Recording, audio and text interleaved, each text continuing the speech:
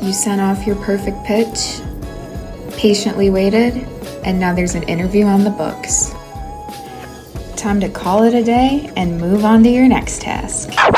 Think of a media brief as not an so interview fast. cheat Now sheet. it's time to write a media It's a brief. handy-dandy document that outlines the most important details for your media spokesperson to succeed during their media interview. From the logistics to the messaging and all the prep work in between, a quality media brief is the difference between an interview where your spokesperson is cool, calm, and collected, leaving no crumbs, and one where they're feeling uncomfy and maybe a little unprepared. Let's break down how to write a media brief. Starting with the where and the when, clearly define the format of your interview. If it's on Zoom, make sure they have the correct link. If it's in person, make sure they have the right address.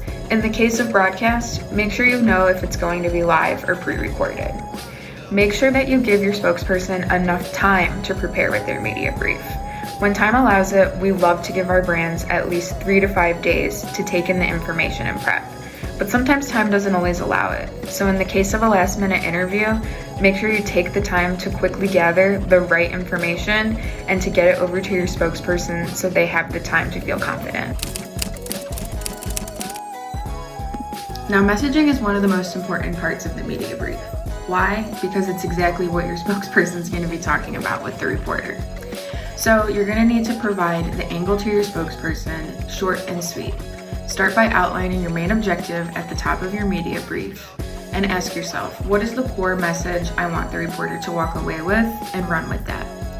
Now, when you're building out the different elements of your messaging, here's a few different things that you can incorporate to provide value to the reporter and to build credibility with your main message. Any stats that support your case, any published case studies or customer testimonials, bonus points if you have any customers that are willing to chat with the media. In the case of a new product or service, add any videos, images, or product fact sheets to add any color or fill in any holes. And then in the case of potential questions, not every reporter is going to provide them in advance.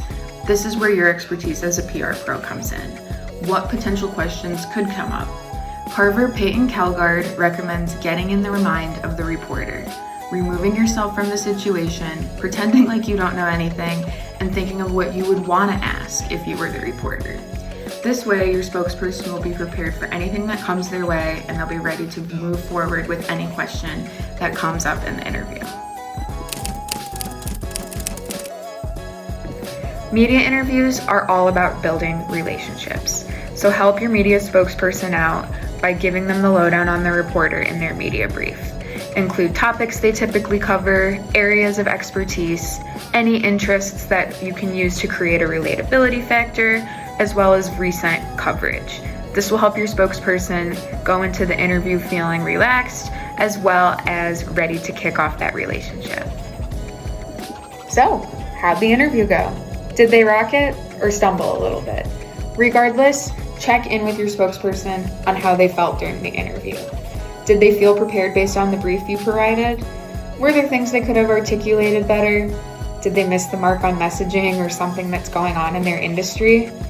Take this into consideration so next time you can nail that media brief and that they'll feel good going into their next interview. And there you have it. At the end of the day, a solid media brief is what makes a story a great one.